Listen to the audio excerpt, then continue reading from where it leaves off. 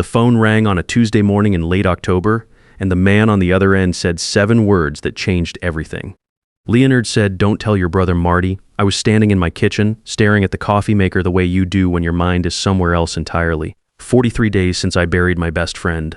I know because I counted every one of them. My name is Gary Hollis. I'm 62 years old. I built a construction and engineering company from the ground up, starting on a job site in Colorado Springs in the early 90s with calloused hands and more ambition than money. I thought I knew every person in my life who mattered. I was wrong about one of them. The voice on the phone was calm and professional. He introduced himself as Carl Voss, an attorney out of a small firm on Larimer Street in Denver. He said Leonard Shaw had left something for me. He said there were specific instructions, and then he repeated it in case I hadn't heard him the first time. He was very clear, Mr. Hollis. He asked that you not mention this call to your brother.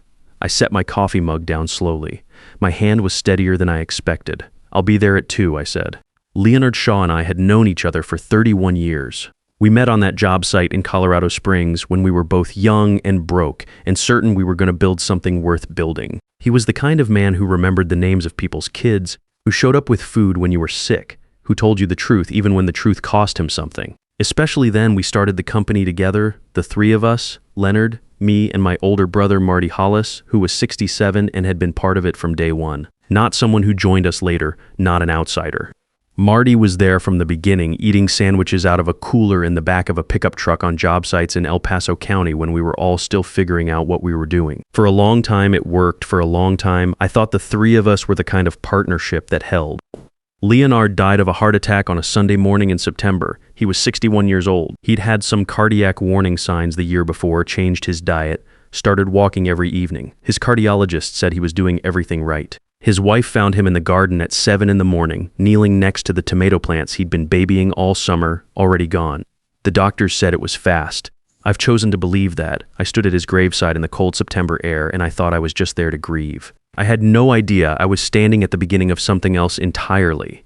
At the funeral, Marty gave the eulogy. He spoke for 8 minutes. He talked about Leonard's integrity, his work ethic, the way he made everyone around him better. He had the whole room quiet. He cried at the podium, real tears, the kind you can't fake, and I stood in the front pew thinking that at least we still had each other.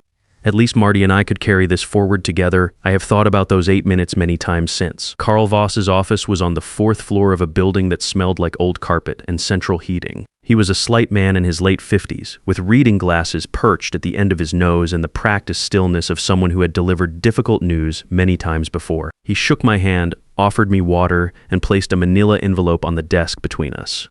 Leonard's handwriting on the front, just my name and the words, "Wait until you're alone. He brought this to me 8 months ago," Carl said. "He told me he had a heart condition and wanted to plan ahead." He was very specific about the conditions. 40 days minimum after his passing, not before. He said you'd need time to grieve before you could think clearly.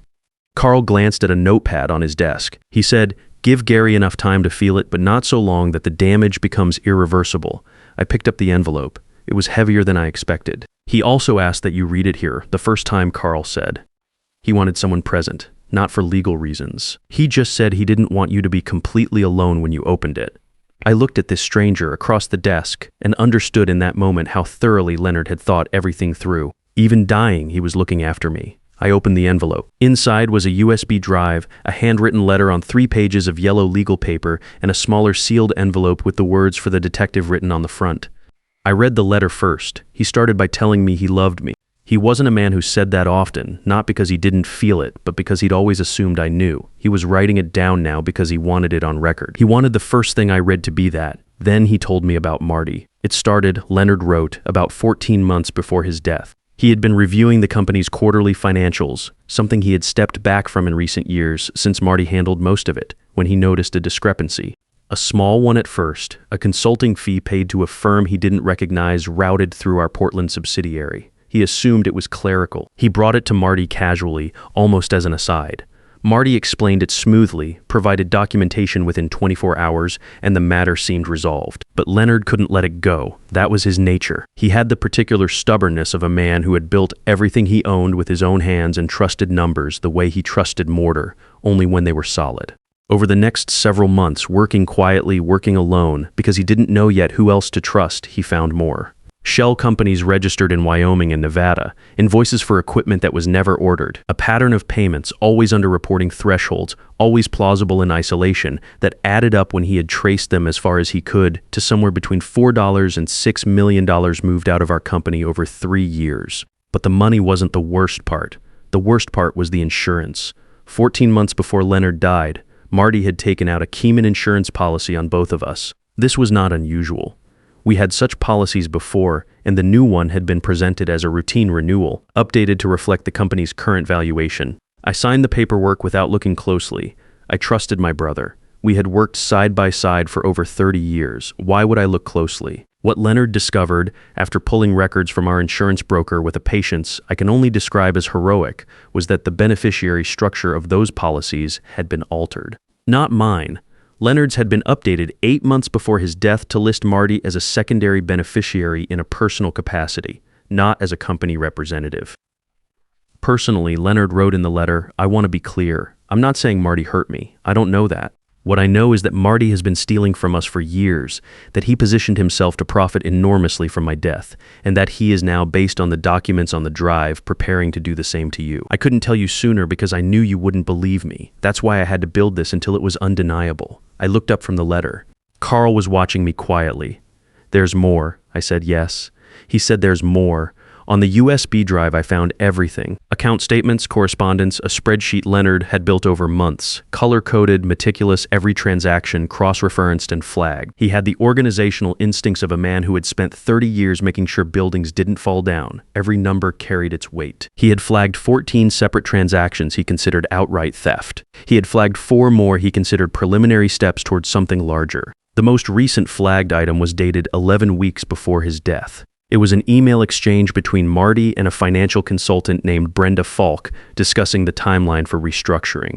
The language was indirect, deniable, the kind of careful wording a smart man uses when he knows what he's doing is wrong. But the numbers mentioned in that exchange corresponded exactly to what I would be worth to Marty if I were gone. Leonard had also included a series of photographs. They showed Marty and Brenda Falk at meetings, at a coffee shop downtown, at a hotel bar. Leonard had noted in a caption that Brenda was not, to his knowledge, a legitimate consultant. There was a subfolder labeled Context. Inside it, he had compiled background on Brenda Falk, 2 prior investigations, both dropped for lack of evidence, both involving wealthy business partners who experienced sudden adverse health events. In one case, the partner recovered. In the other, he didn't. At the bottom of that section, Leonard had written, "I'm sorry I waited so long. I kept hoping I was wrong. I wanted to be wrong, I wasn't." I sat in Carl's office for 3 hours. I read everything twice. Carl brought me water and then coffee and a box of tissues he set on the corner of the desk without comment, which I appreciated more than I could say. At some point, I stopped being sad. The grief was still there underneath, but something harder had settled on top of it. I recognized the feeling. It was the same thing I felt the first time a building inspector tried to tell me a wall I had built wasn't square. I knew it was square. I had the measurements. I just needed to decide what to do next. When I finally looked up, I asked Carl about the smaller envelope labeled "For the detective." He said you'd know what to do with it. Carl told me. Then he read from his notepad one more time. He said Gary will want to walk in and say something to Marty. Tell him that's exactly what Marty is counting on. I almost laughed. Even from 43 days in the ground, Leonard knew me better than I knew myself. I drove home along Spear Boulevard with the envelope on the passenger seat and the USB drive in my jacket pocket, and my mind moving in a way it hadn't moved in weeks. I called Nadine Cole from the car. She was a private investigator I had met 3 years earlier on an insurance fraud case that briefly touched one of our job sites. Thorough, plain-spoken, expensive. Her name was in Leonard's documents, listed under people I would consider if this goes further. Of course he had made a list. Nadine listened without interrupting while I explained everything. When I finished, she was quiet for a moment. "How much time do you think you have?" she asked. "The most recent activity on the documents was about 3 months ago," I said. "Then we don't have a lot of runway," she said. "I need the drive, I need the original documents Carl has, and I need you to go to work Monday morning and act like nothing has changed." I asked her if she meant that. "Marty is not a spontaneous man," she said. "From what you're describing, he's methodical, patient. If you change your behavior suddenly, you give him a reason to move faster. Right now, your biggest asset is that he doesn't know you know." I thought about what Leonard had written. Gary will want to walk in and say something. That's exactly what Marty is counting on. "Okay," I said, "I mean it," she said. Monday morning, you walk in there and you talk about the Thornton project and the Broncos and whatever you two normally talk about. Can you do that? I thought about it honestly. I can do that, I said. That Sunday, my son Pete Hollis drove down from Fort Collins. He was 26 years old, working at a civil engineering firm, already better at the technical side of the work than I had been at his age. Leonard used to say that Pete had his grandfather's eye for structure. When Pete was about 8, Leonard had let him sit in the cab of the excavator on a job site one summer morning, just the two of them, Pete's face completely serious, like he was already calculating load tolerances. Leonard talked about that morning for years. I told Pete everything. I watched his face move through the same geography mine had covered in Carl's office. When I finished, he was quiet for a long time.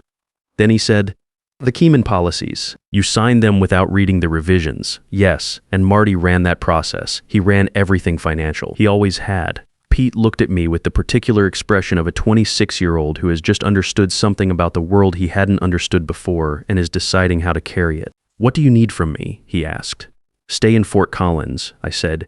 "Check in with me every morning and every evening. And don't reach out to Marty for any reason." He didn't like that. I could see it. He is built like I was built at that age, with the instinct to move toward a problem rather than away from it, but he nodded. "Every morning and every evening," he said. Monday morning, I drove to our offices in the Highlands neighborhood and walked in at my usual time and hung my jacket on the hook behind my door and made a cup of coffee in the break room. Normal, routine.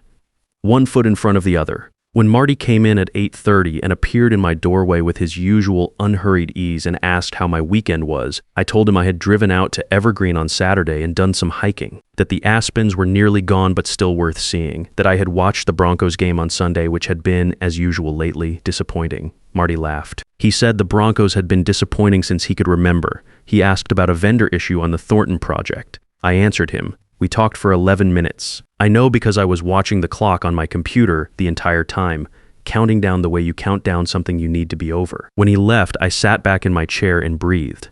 I did that every day for 2 weeks. There were moments that were harder than others. On the Wednesday of the first week, Marty stopped me in the hallway and put his hand on my shoulder and said he had been worried about me. That losing Leonard was hard on both of them, but that I had been carrying it differently, and he wanted me to know he was there. I told him I appreciated that. I meant it in the way you mean something that is also breaking your heart. On the Friday of that same week, I found a framed photograph on my desk that I had not put there. It was a picture of the three of us from about 15 years ago, standing in front of a commercial build in Pueblo that we had been particularly proud of. Marty must have left it. Leonard was in the middle, arm around both of us, grinning at something off camera. I sat and looked at it for a long time. Then I put it face down in my desk drawer and called Nadine from the parking garage that evening. "Keep it together," she said. "He's watching how you respond to things. That photograph was a test." "I know," I said. "How are you holding up?" "I'm fine." I said it wasn't entirely true, but it was true enough. The harder moment came at the end of the second week. On a Thursday afternoon, Marty came into my office, sat down across from me, and said he had been thinking. He said that with Leonard gone, the ownership structure of the company had become complicated and that maybe it was time to simplify things. He said he had been talking to a financial consultant who had some ideas about restructuring my equity stake. He framed it as estate planning. He said I had worked hard enough and that I deserved to stop worrying about the administrative side of things. He said Leonard would have wanted that for me. He always said I carried too much. I told him I would think about it. He nodded pleasantly and said there was no rush. I watched him walk back down the hallway, and I sat very still until the sound of his footsteps faded. Then I picked up my phone and called Nadine from my car in the parking garage. "He's moving," she said. "That's him testing the water." "Did you give any indication you were resistant?" I said I'd think about it. "Good. That's the right answer. Don't call your regular attorney. Use the one Leonard named in the documents. He's already been briefed and he knows what's coming." Then she told me what she had found on Brenda Falk. I already knew about the 2 prior investigations. What I didn't know was the detail on the second one. The partner who didn't recover had been 64 years old in good health, no prior cardiac history. He had been in the process of restructuring his business holdings when he died. The investigation had been closed 18 months later due to insufficient evidence. Brenda Falk had moved to Denver 6 months after that. The parking garage was very quiet around me. I could hear the ventilation system running somewhere above. "Can you prove any of it?" I asked. My voice was steadier than I felt. "The financial fraud, yes," she said. "That's solid. Leonard built a case a federal prosecutor could walk into court with tomorrow. The rest is harder. Intent is harder. But I have been working with a contact at Denver PD, and he wants to set something up, a controlled conversation. We need to give Marty a reason to talk. What does that mean exactly?" It means we need to make him think you're considering the restructure, that you trust him, that you're tired and ready to hand things over. I pressed my forehead against the steering wheel for a moment. And then what? And then he talks. She said, smart men who think they've already won talk. They can't help it. We just need to give him a stage. I thought about Leonard. I thought about the 8 minutes at the podium. I thought about the photograph left on my desk. Tell me what to do, I said. What followed were the strangest 10 days of my life, and I have had 62 years with a reasonably eventful history. Nadine and her contact at Denver PD constructed a scenario in which I appeared to be warming to Marty's proposal. I told Marty over coffee one morning that I had been thinking it over and it might actually make sense, that the company had gotten complicated, that I was getting older and tired and maybe it was time to start thinking about what came next.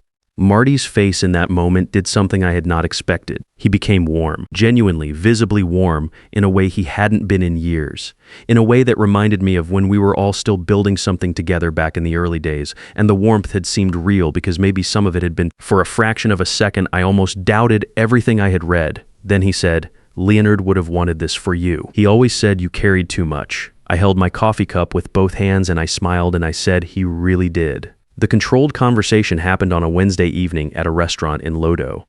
Marty had suggested dinner to talk through the restructure details. Nadine's contact at Denver PD had the space appropriately set up before we arrived. I wore what I normally wore. I ordered a steak, I drank half a glass of wine and kept the rest in front of me as a prop. For the first hour, Marty was careful. He laid out the restructure proposal in broad strokes, framed it around simplicity, around my retirement, around the idea that I had earned the right to stop thinking about paperwork and start thinking about what I actually wanted from the years I had left. He was good at it. I will give him that. He had always been good at making the thing he wanted sound like something he was doing for you. I asked the questions Nadine had helped me prepare. Careful questions about the holding structure he was proposing, about the timeline, about who would have signing authority during the transition period. Each question was designed to move him toward territory where a man who knew he was guilty would eventually say more than he intended. It took about 90 minutes. After his second drink, I mentioned that Pete was pushing back on the idea and that I was thinking about making the decision without looping him in. That I was tired of managing everyone's feelings about it. Marty leaned forward when I said that. Something shifted in his posture. He said, Gary, you need to think about what is best for you now. Leonard is gone. Pete is young. He doesn't understand this business the way you and I do. He doesn't understand what you have built or what it costs to protect it. This is about making sure everything you worked for is safe. He paused. I promise you, I will take care of everything. I will take care of everything. I looked at my brother across the table, the man who had carried our father's last name his whole life, same as me. The man who had stood at Leonard's funeral and wept at the podium with what looked like genuine grief. I held my wine glass and I nodded slowly, and I said I appreciated that.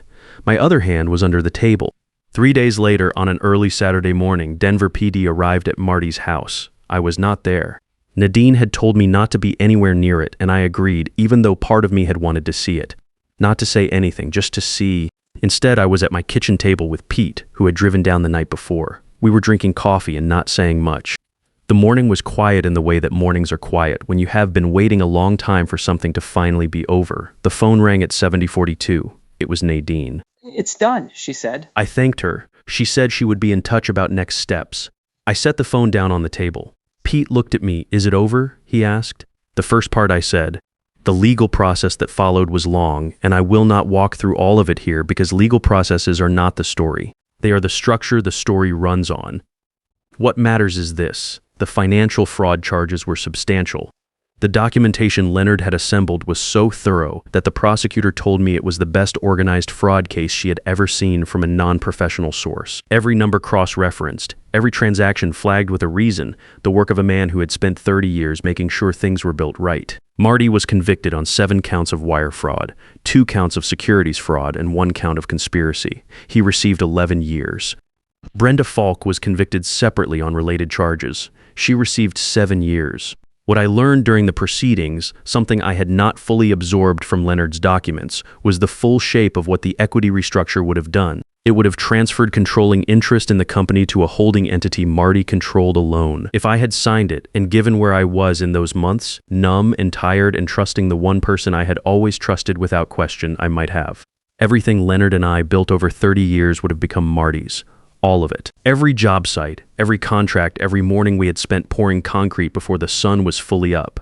Leonard had known. He had watched Marty move the pieces into position, and he had built a counter move from a hospital cardiology office and a yellow legal pad in 8 months of quiet, careful work. He handed it to me at exactly the right moment, timed to the day, because he knew how long grief takes, and he didn't want me making decisions in the dark. After everything settled, Pete and I rebuilt the company's ownership structure from the ground up with 3 independent attorneys. I brought Pete into a formal leadership role.